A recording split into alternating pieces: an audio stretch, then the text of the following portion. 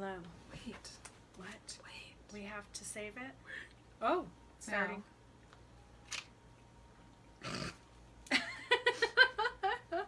I had to think about, like, is there a funny way to start this? Hey, Emily. Hi, what? You know one of our listeners, Riley Reel? Yeah, I've heard of her. She's so cool. I love her. She's incredible. A really good girl. And guess what? She has, like, the coolest boyfriend. Oh, I know him. His name's Tyler. Tell me about him. So Tyler, he's a sweetie pie. He's like, I love my girlfriend, and will you talk about her on an episode? And I was like, oh, me? Yes, I'd love to. So, Riley, we want you to know that Tyler loves you very, very much, and he is very sweet, and you're very special to him. Love you. Bye. Bye. I don't know what that was, but I liked it. There you go. I think it was good. That's the shout out we do over here. I thought it was a great shout out. If I was Riley, I'd be peeing my pants. Cool. I think that's sweet. Hello. Hi. And welcome. Thank you. To What? what? I thought you were just saying hi to me. No, I'm got Alright. my script going. So we're Marin and Emily. I'm Marin. I'm Emily And this is a shorty short. of Remember Twilight. I was going to say a shorty short of the short second life of Bree Tanner, but we do need to actually say that we are Remember Twilight. Should we redo it or keep going? No, I like just keep going. Alright. You Big never fan. want us to look better than we are.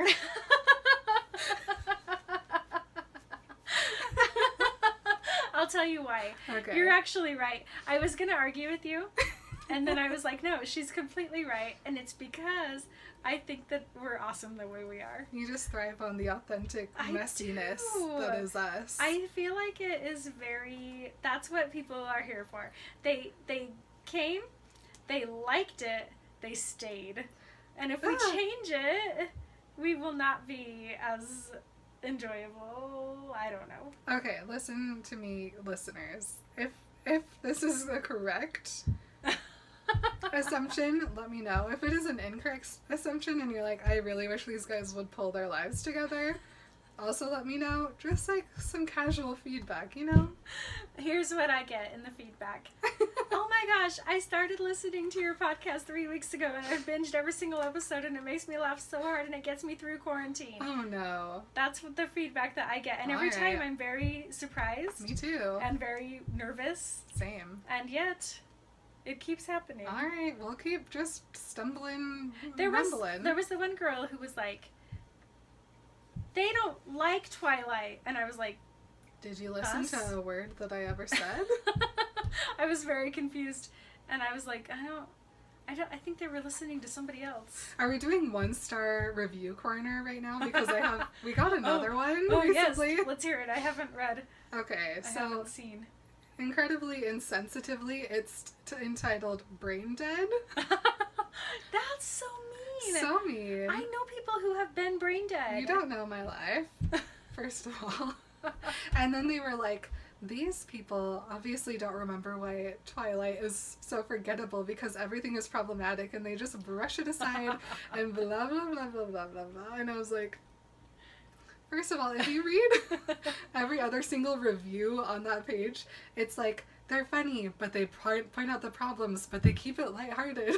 Yeah, they're very, like, and not only that, but we have a literal disclaimer that says, like, we recognize that there's, like, there's stuff in this book that we can't really talk about because it's not our place. Yes. And we have never pushed anything under the rug. We have addressed everything. Even if it's just us being like, that's racist. That's a problem.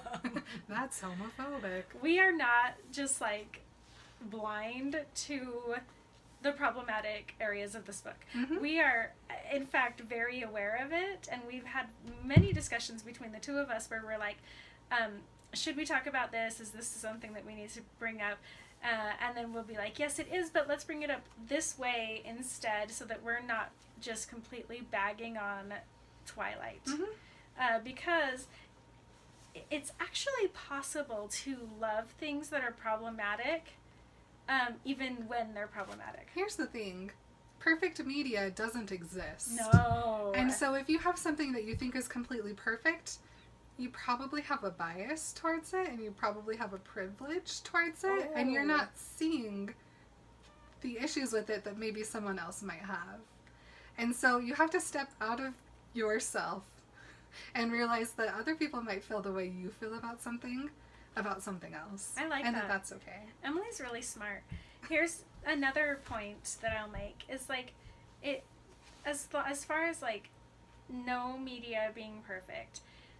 Things are made in a certain time, and then the world grows and people learn and people change, and you can't go back and like change the text. You can't go back and refilm the entire show. You have to be like this. It doesn't excuse it, and it doesn't make it okay to be racist and sexist and have a lot of underlying issues, but it makes it okay for me to be like, this was written in the early 2000s, and if it was written today, I guarantee it would be written differently.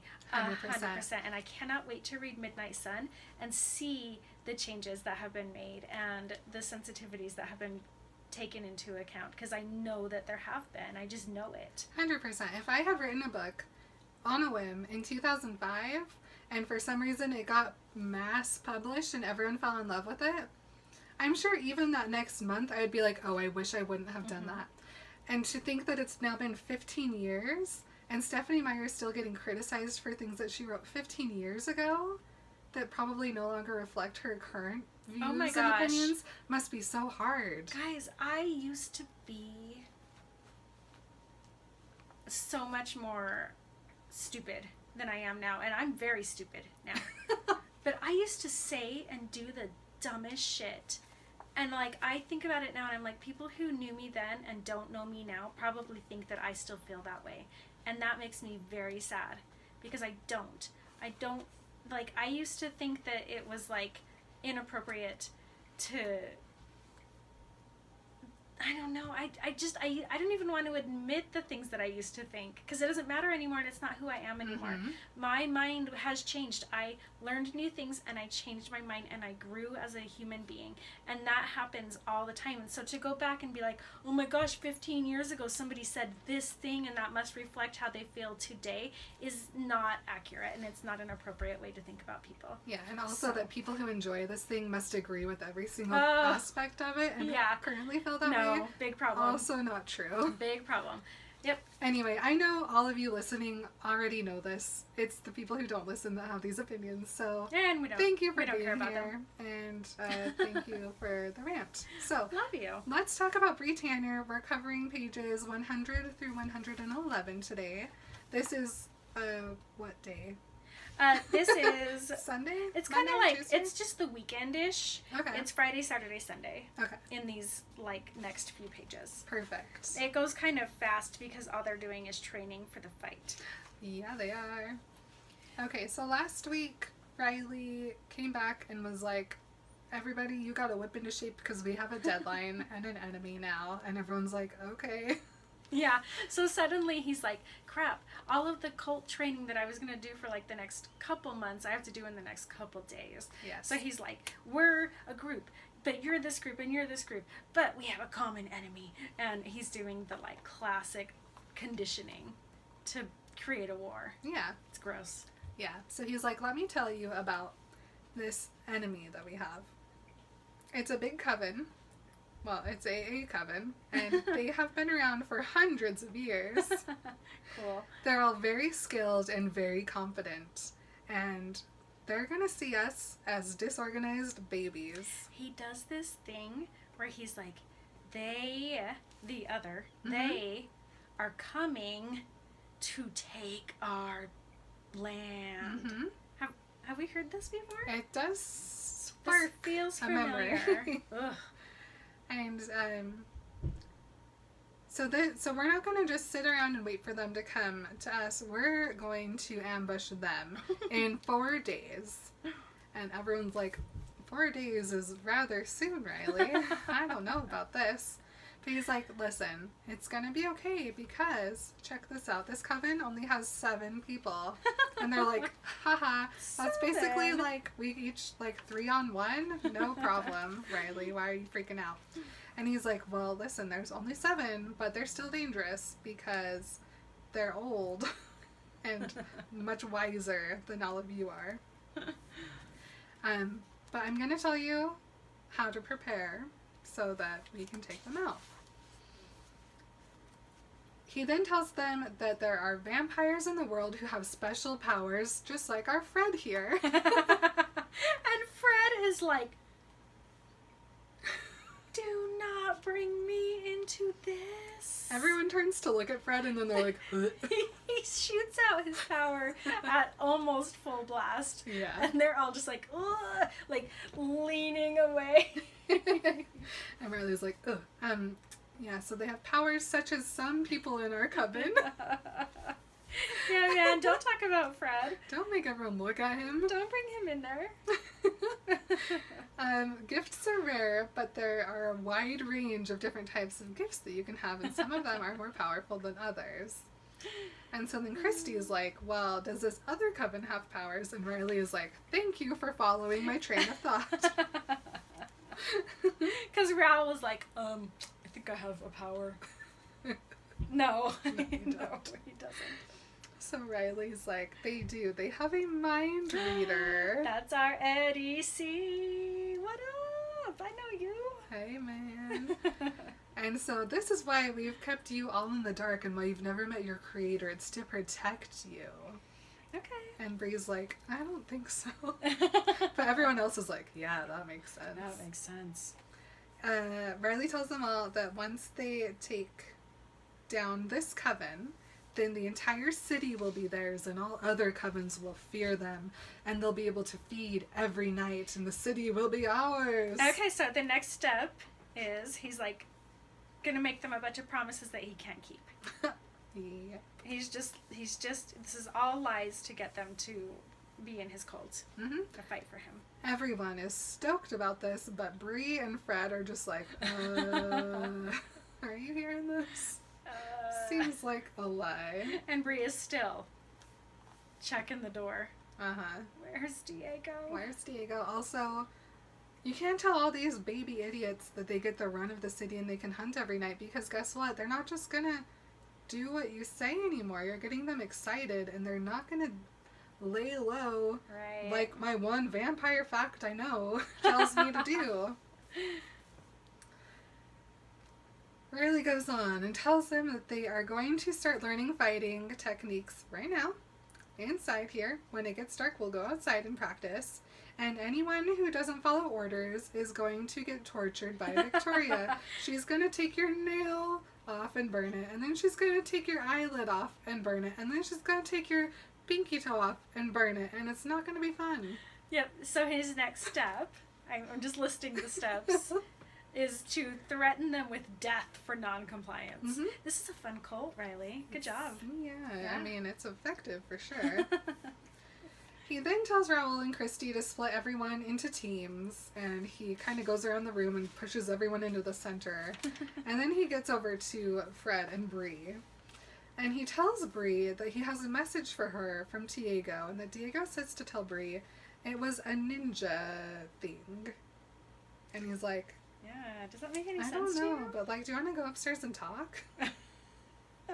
And she's like, no, I don't want to leave Fred, but I can't really tell you now. So they go upstairs and he leads her into the garage. And he tells her that she's brave to have followed him all the way upstairs since it's daylight outside. And she's like, oh no, I should have been more nervous Yeah. appearing about this. She's too desperate to know what happened to Diego, though. Yeah. For 1 second, I thought for sure he was going to open the garage to like see if she would Like, be push scared her and try out. to run or like see if she was fine. Right. He doesn't. But No. I was really excited for some drama. It would be fun. He tells her that, nope. Here we go. He asks her if her and Diego are very close. And she's like, well, he saved my life. And Riley's like, I think that Diego might like you better than you like him. Also, Diego said that you were smart. And she's like, well, okay. And he's like, I need you to help me with Fred. So this is the next step. You take the smart ones who you know are going to leave you, and you tell them they're smart, and you give them a position of power. Mm-hmm. You give them a job. Remember when Jamie gave Roger a job? I would join the cult of Jamie Fraser any day. That's true. He's like, we definitely need Fred because if our enemy can't even look at us, what an advantage. Yeah, dude. Bree's like, well, where's Diego? And he's like, oh, no prob. He went ahead. We're going to all meet up before the attack. Okay. Sure. Diego had one more thing, though, that he wanted Riley to tell Bree, which is, tell Bree I've got the handshake figured out, and I'll show her in 4 days when we meet up. And if Riley had left out the 4 days, I could have maybe believed him, but the fact that he added that weird specific detail that people don't just say in conversation, big red flag. Yep. Bree doesn't pick up on it, though. No, Emily does because she is a true crime. She's a murderer now. Yes. Riley asks her if she knows what that means, and she's like, well, he was kidding around that one day about his cave or whatever. Oh, and this is where he's like, I think that kid likes you more than you like him. You should give him a chance. And she's like, okay, but like, why would Diego tell Riley to tell me this? And what was Diego really trying to tell me by telling Riley to tell me this? Obviously, he didn't tell him about the sun, so something must have happened. Riley's like, okay, you're going to talk to Fred. I'll check in with you before we leave. They go back downstairs. Everyone's in teams, and except for Fred. So Bree just goes back and sits down by Fred, and they just kind of watch what's happening. Yeah. So then the next thing that Riley has done is he's made it seem like Bree's his friend now. Mm-hmm. He's like, you're my friend now. So Riley is really good at making a cult. Yeah, yes. It's scary. Yeah. I don't like it. Listen. Bree doesn't like it either. Don't make friends. No.